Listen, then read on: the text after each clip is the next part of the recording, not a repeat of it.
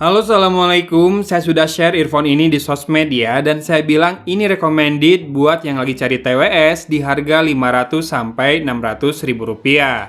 Ini tuh salah satu dari 2 TWS keluaran barunya Anker, namanya Soundcore Live Note 3i. Kalau kamu mau yang bertangkai, ada Live Note 3i.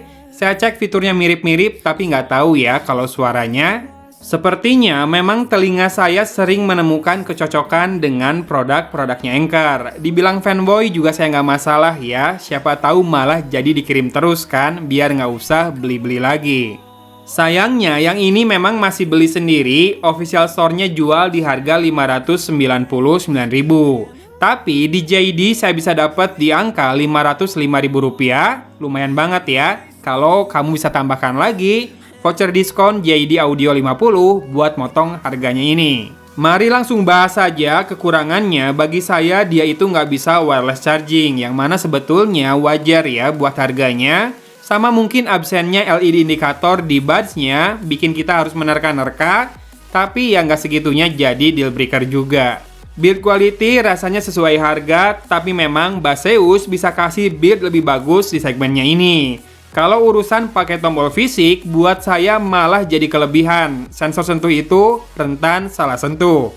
Apalagi pas dengerin lagunya Padi tuh. Apa yang ku sentuh? Apa salah sentuh? Sisanya racikannya juara semua, Kak. NC dia punya total 4 mic ya soalnya, dan malah fitur ini yang bikin saya jatuh cinta. Ceritanya, saya kan udah mulai kerja di kafe nih. Bukan jadi barista atau waiter ya, maksudnya numpang kerja di kafe, dan kemarin itu memang cuma bawa earphone ini. Posisinya di outdoor biar segar, dan saya merasakan banget gimana gemuruh suara mesin mobil yang lalu lalang, tiba-tiba hilang begitu earphone ini tertancap di telinga. Yes, suara-suara frekuensi rendah saja ya yang hilang, suara tukang yang malu, maksudnya melakukan pemukulan dengan palu. Memukulkan palu.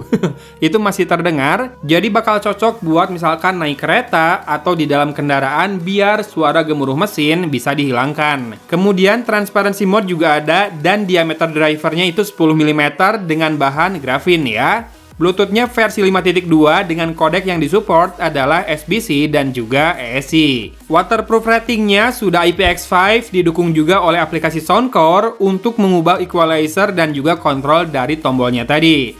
Klaim battery life-nya 9 jam ya kalau tanpa henti, dan total 35 jam kalau dengan charging case-nya. Tidak banyak info yang saya dapat karena produk ini bahkan belum tercantum di web officialnya Soundcore. Dari sebuah artikel lokal yang saya dapat, infonya malah harga launching resminya itu di 999.000 nih. Yang jelas fittingnya enak, kamu bisa pasangkan dengan housing buds-nya mengarah ke atas dulu, lalu baru diputar ke belakang.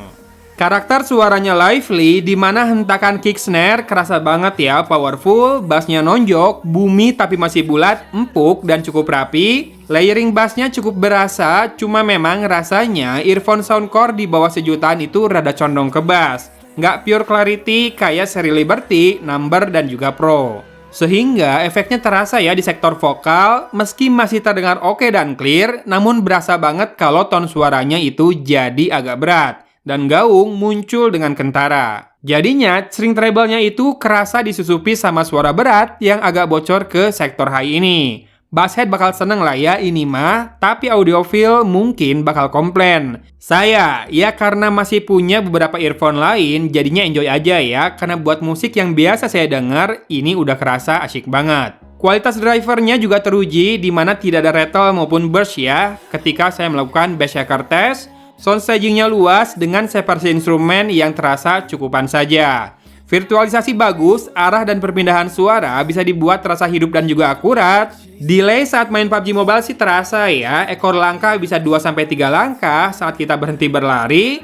Dan menembak dengan sniper gun dan scope 6 kali juga terasa delay. Dan tanpa gaming mode, satu-satunya workaround yang bisa dilakukan adalah mematikan kodek ESC dan berpindah ke SBC saja. Ketika itu saya lakukan, ekor langkah bisa tinggal 1-2 langkah lah ya, dan tembakan sekarang sudah on point. Nonton video sih aman ya, walau lagi-lagi rasanya lebih sinkron pas kita matikan ESC-nya. FYI, untuk tes latency ini saya pairingnya ke smartphone Vivo T1 Pro 5G. Untuk mikrofon, proper sih rasanya. Buat komunikasi sudah sangat cukup, tidak buat konten tapi ya, karena walau sedikit, karakter suara robotnya masih ada terasa. Tapi gainnya cukup banget dan noise juga bisa teredam. Mangga, contohnya kayak begini ya. Seperti ini contoh perekaman audio dengan mikrofonnya Anker Soundcore Live.3i. Live.3i, 3i. Saya akan coba nih nyalakan kipas dekat sini buat ngecek apakah dia bisa meminimalisir low frequency noise ya di saat merekam audio juga. Oke, kipas sudah menyala dan silakan disimak audionya sekarang.